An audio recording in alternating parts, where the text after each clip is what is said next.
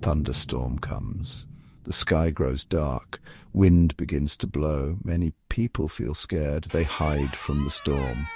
But some people feel calm, they find peace in the storm. This is a gentle power. Nature shows its strength. It can also be soothing.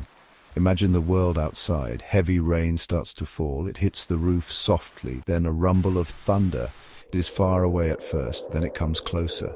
For some, this is not scary. It is like a special song, a song from the big sky, a song that helps them relax. The air changes before a storm. It can feel heavy and warm. Then the first drops arrive. A fresh smell fills the air.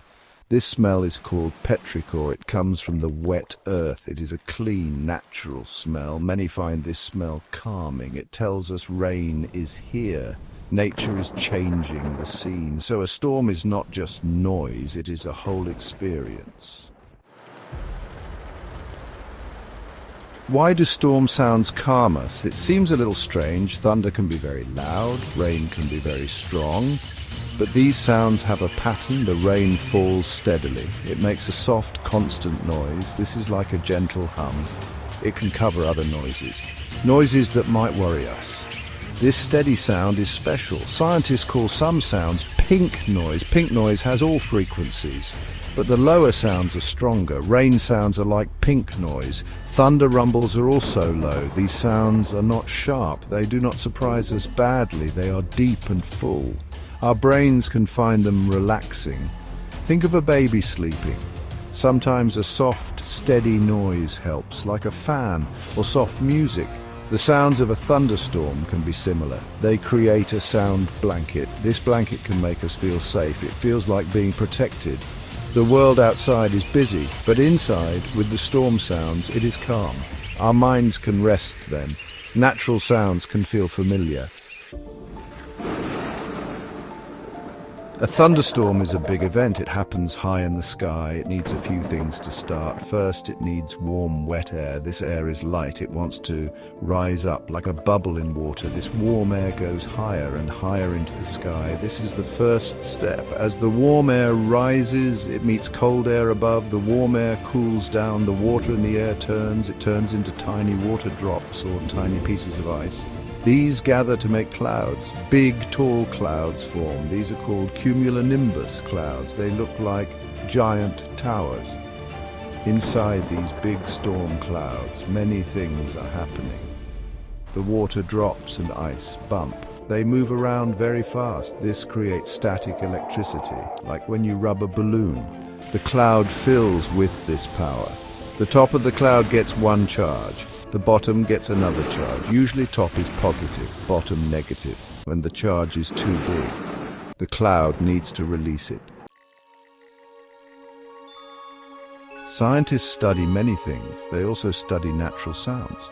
They want to know how sounds affect us. Do they change our feelings? Do they change our bodies? Many studies show good things. Natural sounds can help us relax. They can lower our stress. This is important for health. Our minds need peace sometimes. One study looked at brains. People listened to different sounds. Some heard natural sounds like waves or gentle wind. Some heard man-made sounds like traffic or machines. The brains reacted differently. Natural sounds helped brains rest. They showed patterns of calm. Man-made sounds caused more stress. Another study measured heart rates and it measured blood pressure. These show how stressed we are. When people listen to nature sounds, their heart rates often went down, their blood pressure also lowered. This means their bodies relaxed. Sounds of gentle rain were used. These sounds had a calming effect. It shows nature helps our bodies. Doctors sometimes use these ideas to help people who are anxious. Section 5. A sky painted by the storm. A thunderstorm is a grand show. The sky becomes a giant canvas. Before the rain, clouds gather. They start as fluffy white shapes. Then they grow bigger and darker. Sunlight struggles to pass through. The world below becomes dim. It is like evening in daytime. A special light fills the air. Everything looks different, changed. Then the lightning flashes. It is a sudden bright light. It zips across the dark sky. Sometimes it is a single line. Sometimes it branches like a tree. Each flash is very quick, but it lights up everything. For a moment you see clearly the clouds, the trees, the ground. Then darkness returns deeper. The colors of a storm are amazing. The clouds can be many shades. Deep gray, almost black sometimes, or they can have a blue tint. Sometimes if the sun is setting, the clouds mix with orange or purple. The rain itself can look silvery, especially when lightning shines on it. It is a painting made by nature, always changing, always new. After the main storm passes, the sky begins to clear. The dark clouds move away. Section 6. The soft song of falling rain. The sound of rain is special. It's one of nature's quiet songs. It begins with single drops. You hear them on leaves or tapping on the window. Plink plonk, a gentle start.